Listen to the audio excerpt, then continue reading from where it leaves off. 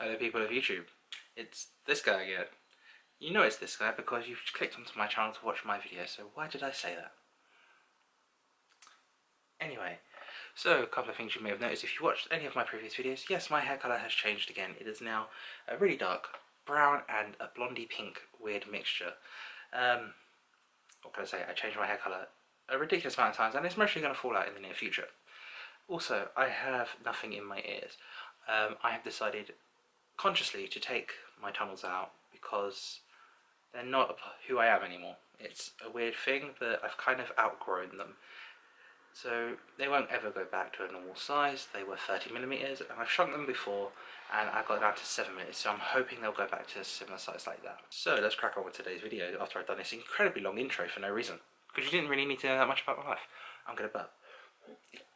Today's video is going to be about getting your first tattoo, which my first tattoo was this one that got my face up. It's on my wrist, which you can't really see, and I got it backwards. It says, "Our doubts are traitors." It's a Shakespeare quote, which I fell in love with at school, so I got that. I thought about it. So I also need a name for this series, so I want to do a lot more tattoo related videos, especially as someone who has worked in the tattoo industry and collects tattoos themselves. Well, I don't collect tattoos, I get tattoos. I don't see myself as a tattoo collector. That's a weird thing. Anywho, the first thing I'm going to talk about is, number one, ideas. Always have an idea for what you want as a tattoo. This will help you.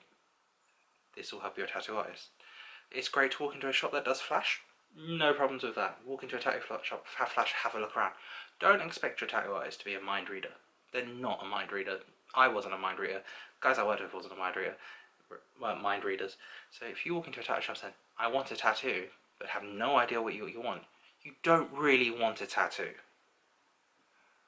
Do you get what I mean? So you walk into a shop and go, "I need to make a cup of tea," but you don't know that you don't. Let me try and think of an analogy for this. A stupid analogy is that you walk into a shop and say, "I need milk," but don't know what kind of milk you want to drink. Similar thing. I guess it's a poor analogy, but it's the best thing I can think of being British, and it was either that or tea. Number two. Number two is doing some research. Find out about an artist you like. There are many different styles. There are many different people. Instagram is a great way to do this. You can research artists, you can research styles just by typing in the word hashtag tattoo. Oh, hashtag. I can't believe I just did that. What is wrong with me? Hashtag tattoo, and that will give you a wealth, an abundance of information. So you'll be able to find out artists, different styles. So there's things, traditional dot work, realism, neo-traditional, trash polka, there's black and grey, there's hyper-realism, there's new school, there's animation. There's a wealth of tattooing out there. So just to say, there's people who specialise in lettering. There's it's mind-blowing how many kinds of tattoos you can get. Like right now, I'm wearing a traditional style, neo-traditional style tattoo on my t-shirt by Shab. This t-shirt is about 4 years old, and it's amazing. I still have it. So, Shab, good job. Like I did research after I'd got a few shitty tattoos, and after I'd got some done by the people I'd worked with, because I got stuff that wasn't really the style I wanted to get, but I wanted tattoos, which, yeah, it happens. I was young, I was stupid, I started getting tattooed at 17. But, for saying that, I got my arm started by the wonderful Echo. I got my shin done by Steve Vinyl. So, you can find out, I got a 5-piece by my friend Aitor. So, there's some great artists out there. Just do some research. Like, you don't want to walk into a shop and get the shittiest bloke that does tattoos in there to put something permanently on your body. It's like I was saying about going into a tattoo shop and not knowing what you want. It's not like getting a tattoo. Research. You don't go into a shop to buy a pair of trainers and you look at them first and go, "Yeah, I would like these." It's like a similar thing. It's like you pay £100 for trainers, but then you're going to go £20 for a shitty tattoo. Like, cheap tattoos aren't good tattoos. Well, sometimes they can be. I got a little £13 tattoo here, which was pretty good. So, who knows? Maybe I just don't know what I'm talking about. Number 3. Expect to pay money for a good tattoo. It's what I was just saying. A cheap tattoo isn't always a good tattoo. Like, so far, I've spent nearly £1,000 on this arm alone. Like, and that's not just to like brag and say I had £1,000 to spend. That was like a long time ago when I didn't have to collect all this shit. No, but I still want to get it finished, but it's just taking a little bit of time because good tattoos aren't cheap. Pay money for something that's going to be permanently etched into your body. I'm going to burp yet again. 4 is placement.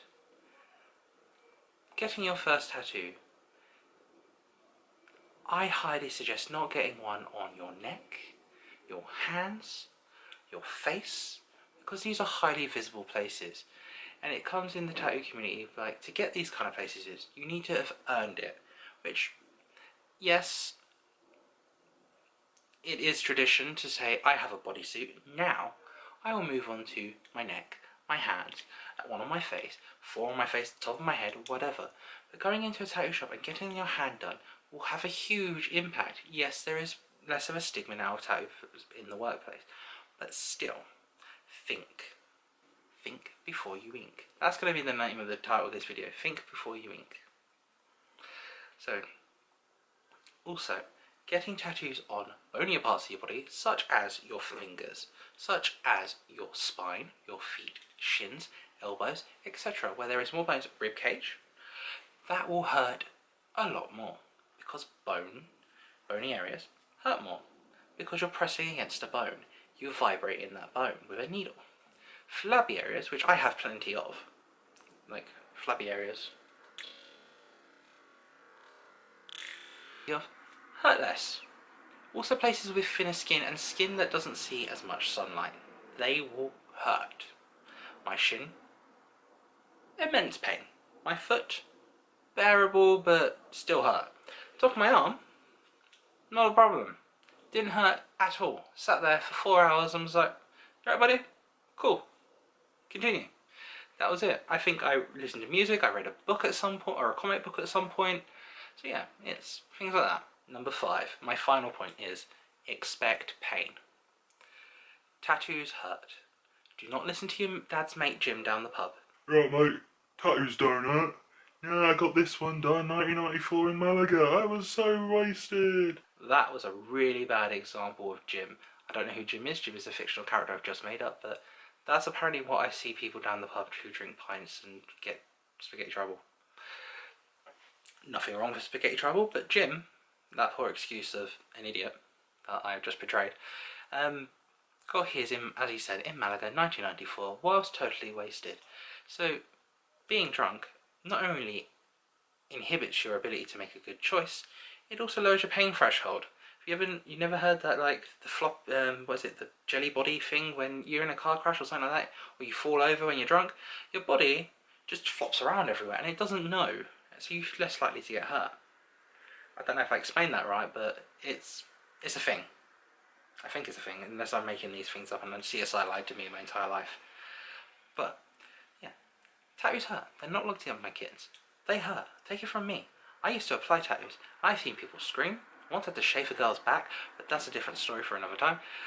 But, see, this is, what do? I just get sidetracked and just talk rubbish. But tattoos hurt. Think about it. As I was saying previously, rib cage, elbows, hands, things like that, they will hurt. Your face will hurt because it's thinner skin, especially around here, which is very popular at the moment for people to get in. This skin here is very, very thin. That's going to kill. So that concludes, I guess, my 5 points of thinking about getting your first tattoo. When I got my first tattoo, I was 17, and I had been thinking about getting tattoos from a very young age. When I was at school, I fell in love with a quote from a play by Shakespeare called Measure for Measure, which is, our doubts are traitors which make us lose the good we have by wimp by fearing to attempt. And rather than getting it written down my arm, I wanted it on my wrist, but realised it was way too big. So I adjusted it, and I got Our Doubts Are Traitors, which I've done many things under actually. I actually had a blog under Our Doubts Are Traitors when I started my apprenticeships, and other things. It's a quote I still live by today. So for me, being 17 and getting that almost, 8 years now? It still has an impact on my life. It's still something I hold dear. Is it the best tattoo in the world? No, because I didn't research it. I didn't look into it because I didn't know about the tattoo industry before I got into it. And Instagram wasn't a thing then. You had MySpace. Who remembers MySpace? It wasn't as well known. Even, say, 8 years ago, tattooing wasn't as popular as it is today.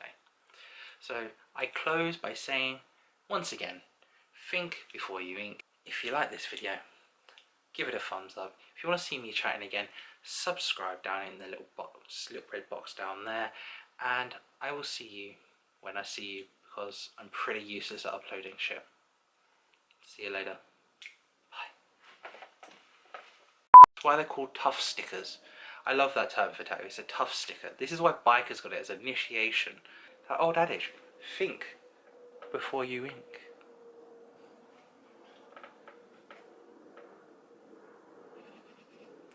That sounded like a fucking Suburban.